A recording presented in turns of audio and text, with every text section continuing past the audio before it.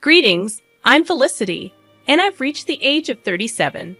Allow me to recount an intriguing experience and how I swiftly handled it, as I'm not one to be deceived, contrary to many tales I've encountered. Surprisingly, I had a good relationship with my mother-in-law before everything unraveled. Our bond was smooth, filled with warmth, perfection, and mutual respect. My husband, Frank, was the love of my life, my partner in crime, and my best friend. From my perspective, everything seemed picture perfect. This isn't a delusion or oversight on my part. Sure, we had our arguments like any normal family, but there were no red flags, and all seemed well. However, the shocking turn of events that followed left me bewildered. Let me narrate the incident and explain why I chose to seek revenge on my husband and mother-in-law. I had planned something special for our family, a vacation originally meant for Frank and me. However, considering Tiana, my widowed sister-in-law, and her loneliness, I decided to include her. I sponsored most of the trip, covering accommodation, meals, and activities. Frank and Tiana were only responsible for their additional expenses.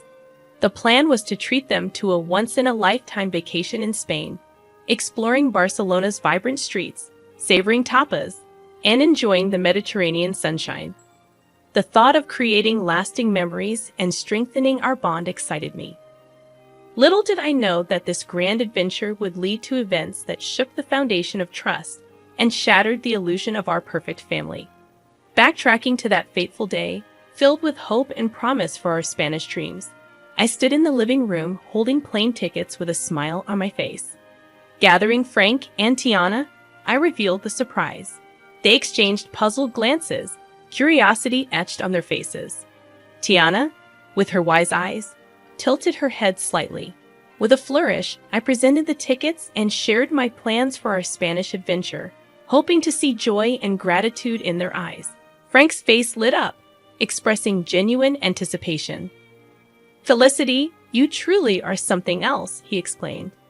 Anticipation bubbled within me as I eagerly awaited the commencement of our extraordinary journey. Tiana, on the other hand, donned a gentler smile, her gaze meeting mine. "Oh, my sweet Felicity, you've truly outdone yourself. This is a gift beyond measure. I'm deeply touched," she expressed. In that moment, pride and contentment swelled within my heart. Their reactions were a validation of the love and effort I had poured into this surprise. I had envisioned this vacation as the adhesive that would strengthen our bonds, creating unforgettable memories and fortifying the already seemingly unbreakable ties. However, as you might suspect, this tale takes a treacherous turn. Beneath the facade of our seemingly idyllic relationship, a complex web of deceit and betrayal lay in wait, ready to ensnare us all. When the truth unraveled, it would challenge the limits of forgiveness and test the very essence of family bonds. As planned, we boarded the plane, embarking on our 2-week adventure. The anticipation was palpable as we immersed ourselves in the vibrant streets and rich tapestry of Spanish culture. The first week unfolded seamlessly, with the flavors of paella, exploration of historic landmarks, and dancing to the infectious rhythms of flamenco. Laughter and joy filled the air, and I reveled in the belief that our bond was unbreakable. However, little did I know that a storm was brewing on the horizon, waiting to unleash its fury upon my unsuspecting heart. On a fateful Monday morning, as the sun bathed the city in golden hues, I woke up to find an empty hotel room. Confusion and a growing sense of unease gripped my heart. Frantically, I reached for the phone, dialing both my husband's and Tiana's numbers, hoping for an explanation. But to my dismay, their phones remained silent, their voices absent. Fear began to claw at the edges of my mind as I searched the empty room for any sign of their presence. No notes, no bags, no traces of disturbances or struggle. Just an unsettling silence that hung heavy in the air. It seemed I was left alone in a foreign land, and the minutes felt like an eternity. As despair threatened to consume me, a glimmer of hope pierced through the darkness. My phone buzzed, signaling an incoming call. It was Tiana. Relief washed over me, mingled with confusion and a deep sense of hurt. How could she leave without a word? With trepidation, I answered the call, my voice filled with a mix of concern and disbelief. Tiana, where are you? What happened? I questioned. Tiana's voice, tinged with a strange mix of resignation and frustration, reached my ears. However, it wasn't the same sweet voice I had always known. It sounded colder. Felicity. I felt the need to return your calls since my phone was incessantly ringing. Oh, I'm sorry for disturbing you. I was just wondering where you two went. Your bags aren't here, and I was concerned that something bad had happened. With an indifference that shook me to the core, she uttered the next words. We left you. But why? What happened? I couldn't bear to spend another week in your company, so I had to leave. Did I do something wrong? Yes. I mean, how could you be so dense? Dense? Excuse me. You sprung up this trip on me, practically forcing me to go with you. I couldn't remain disingenuous any longer. Let me spell it out clearly for you, Felicity. I don't enjoy your company. Sure, we can spend a couple of hours together at a family event, but 2 weeks? I tried to be civil and grace you with my presence for as long as I could. Turns out, I could only master 1 week with you before I lost my mind. I'm sorry, but I'm on the way to the airport with Frank right now. We can't be around you any longer. Shock reverberated through my core as the revelation struck me like a bolt of lightning, unraveling the threads of trust I had so naively woven. How could our seemingly unbreakable bond crumble beneath the weight of unspoken grievances? Questions flooded my mind as I grappled with this harsh reality. What had I done wrong? What exactly did I do to deserve such harshness? How did things escalate to this point? Was there no chance for reconciliation? Confusion and heartache intertwined within me, the pain of betrayal seeping deep into my soul.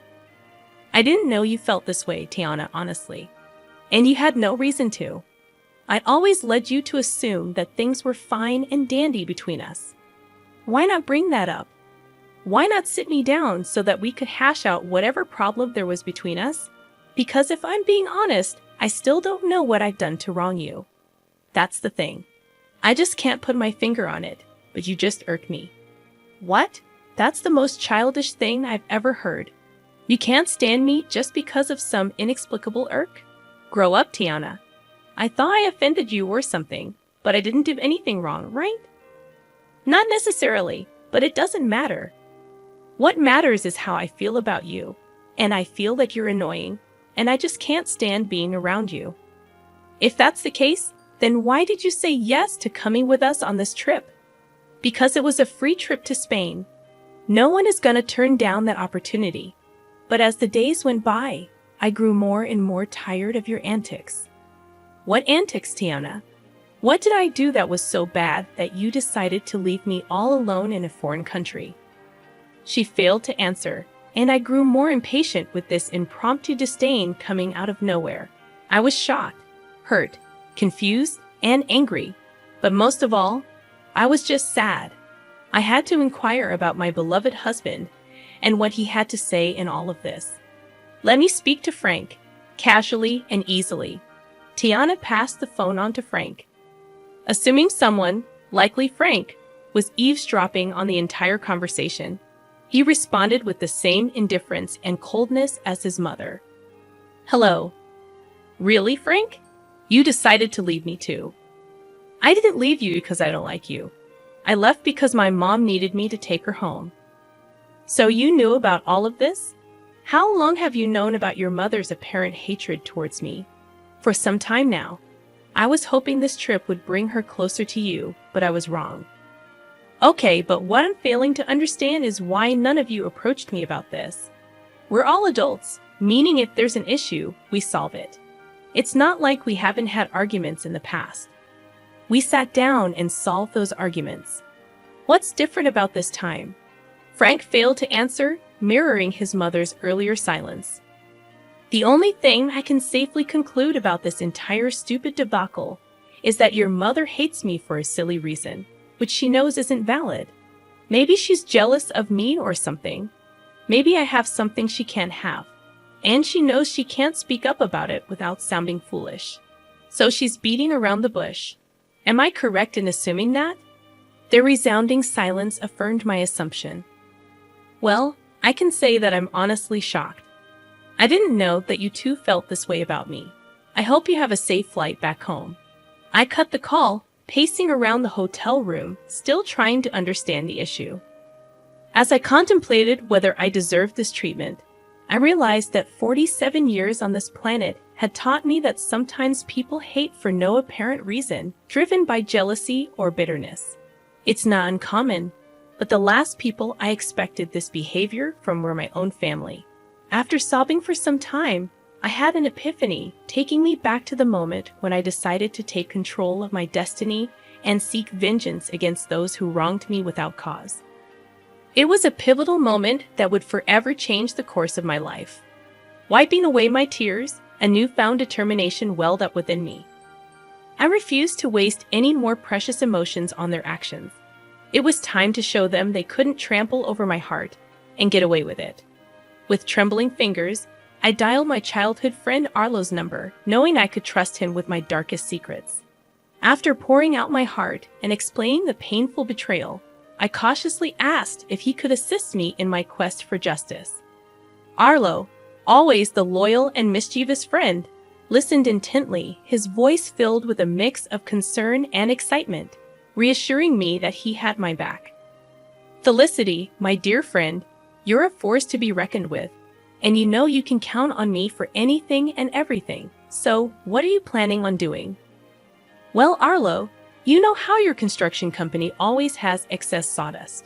Yes, it can be quite a hassle to get rid of sometimes. I believe I've found the perfect use for it. His curiosity piqued. I unraveled my plan like a carefully crafted script, detailing how we would execute the ultimate act of retaliation. Bags of sawdust would be delivered to Tiana's house, infiltrating every corner and crevice, leaving an indelible mark of chaos and betrayal. Arlo couldn't help but smile at the brilliance of my idea, a subtle yet impactful reminder to Tiana of the stress she had unleashed upon my life. Armed with Arlo's expertise and my newfound determination, we set our plan into motion. The question arose, how would we get inside the house before they returned? You need to get the spare key hidden under the potted plant on the patio. Then you'll be in. Wow, you thought of everything, huh? I'm not one to be played with. I think I'm a reasonable woman, but if they want to go lower and act childish, then I'll go even lower. Atta girl. As the hours passed, anticipation swirled within me. Arlo assured me that the mission was complete, and soon, I would witness the fallout of our carefully orchestrated chaos. Then, like a sweet melody in my ear, my phone chimed with a message from Arlo. I eagerly opened the pictures he had sent, revealing a sight to behold. Tiana's once pristine home now resembled a post-apocalyptic wasteland, drowned in a sea of sawdust. Every nook and cranny had been touched by our mischievous hands, a scene straight out of a surrealistic painting, an embodiment of the chaos that had unfolded in our lives. I called Arlo, and his laughter echoed through the phone. I couldn't help but join in. It was a cathartic release, a shared moment of triumph against those who had betrayed me. I expressed my heartfelt gratitude to Arlo, acknowledging his willingness to tread the path of mischief with me. He simply said, "Naughty can be so satisfying, my friend." As the clock ticked away, I could feel the tension building within me. How would Frank and Tiana react when they walked through the doors of their once beloved home? The anticipation was almost unbearable, a heady mix of nerves and vindication. I couldn't help but relish in the thought of their bewildered faces and disarrayed emotions. Hours later, my phone erupted with frantic energy. It was Frank, his voice laced with panic and disbelief as he described the chaotic scene that awaited them, the sawdust-covered house standing as a testament to their betrayal. My heart danced with wicked delight as I listened to his exasperated voice. At that moment, I knew that the message had been received loud and clear. Their actions had consequences, and the chaos they had sown had come back to haunt them. Felicity, it's just awful. Mom is in hysterics. I decided to reveal the part I played in this and said, "It serves both of you right. How could you leave me here alone without a valid reason, no less?" "Wake, Felicity, was this your doing?" The wailing and panic in the background stopped, and instead, I approached Frank's phone. I heard my mother-in-law say, "Give me that," before shouting in my ear, "How could you do this to us?" To me. "I have no idea what you're talking about. Have you considered that this is just your karma?" "Oh, come on, Felicity. We all know it was you. Who else would have access to my home?" It's very easy to break into someone's home nowadays, Tiana, especially if you don't have any security cameras installed, which, by the way, you should seriously consider doing to prevent things like this from happening again. Honestly, Felicity, how can you do this to us? When are we supposed to sleep? This sawdust is making my lungs ache. Oh, that's right. You probably forgot to get the keys to my house, huh? Well, that's a shame. I'm guessing you two are going to have to stay in yet another hotel. But for how long? Until I decide to come back from my vacation, I guess. I mean, I paid for 2 weeks after all, and who knows, I might feel greedy and decide to extend my stay. Frank then took the phone from Tiana, and she began to bawl once again, mourning her ruined furniture. "Felicity, this was foul. How could you do this? I don't know why you're assuming that I had anything to do with this. I mean, how could I? I'm currently relaxing in the hotel jacuzzi. How could I have done this?" I held back my laughter as the two of them were clearly confused as to what had happened, even though they suspected I had something to do with it, which I obviously did. But they didn't have any solid proof, so I basked in all the glory of knowing that they were frustrated but had nowhere to direct their anger.